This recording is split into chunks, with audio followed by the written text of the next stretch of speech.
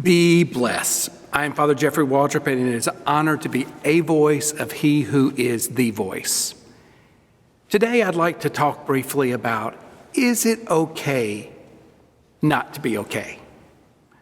I think it's a great question. Somebody had asked me this past week about that because we are not okay that we can't come to Mass and receive the Eucharist. We are not okay that the school year has to end the way that it's ending. We are not okay with the fear and the anxiety and the angst and just the uncertainty of how things are going right now. It's not okay. And it can drive you crazy, But I want you to trust me. It is okay not to be okay. If you go back in the scriptures, look back in the Old Testament, Joseph and his brothers. Joseph's brothers sold him off to slavery. That's not cool. That's not okay. Moses went and had an identity crisis. Moses had anger management problems, and Moses didn't really want to go to Egypt the way God was asking him to go. It was not okay with Moses.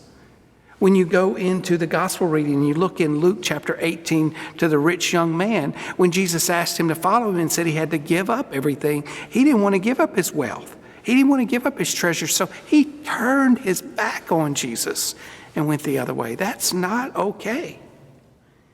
And when you think about the disciples, every last disciple at some point turned their back on Jesus. That is not okay. I think today we have to realize that not being okay is going to happen to all of us. We're all humans. We're imperfect. This is an imperfect world. So bad things are going to happen. But what's so important to realize, though, is that when we're in the muck of stuff, we're in the mess of everything, we may not know or hear God's answers. But I can guarantee you, He is just strength that we need along the way. In not okay times, St. Paul reminds us in 2 Corinthians chapter 12, verse 10. Now, you remember all this St. Paul. He's in prison, all the stuff he's had to deal with. St. Paul says, "This is why, for Christ's sake, I delight in my weaknesses." Now, I don't know about you, but I don't know if I have spent too much time delighting in weaknesses. But St. Paul says we should delight in our weaknesses, in our hardships, in our persecutions, in difficulties. For when I am weak, then I am the strongest. And why are they the strongest? Because when we are in our weak points, God is there giving us the strength to be able to endure and do the things that we need to do and that we need to be about. In those not okay times, He's changing our thinking.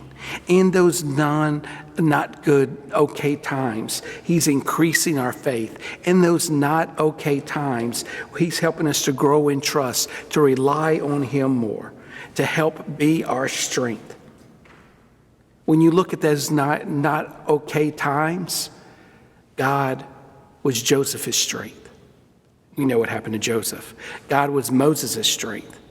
We know what happened to Moses. God was the disciples' strength. And we know what happened to them. And you know the many times that God has been your strength. Because I sure know the times He's been my strength. So is it okay to not be okay? Heck yes. So if you're not okay, that's okay, If things are not going the way that we need to, St. Paul says we need to rejoice. We need to be glad because that's when God is being the strongest in our lives. It's okay not to be okay. I'm Father Jeffrey Waldrop, and it's an honor to be a voice of He who is the voice.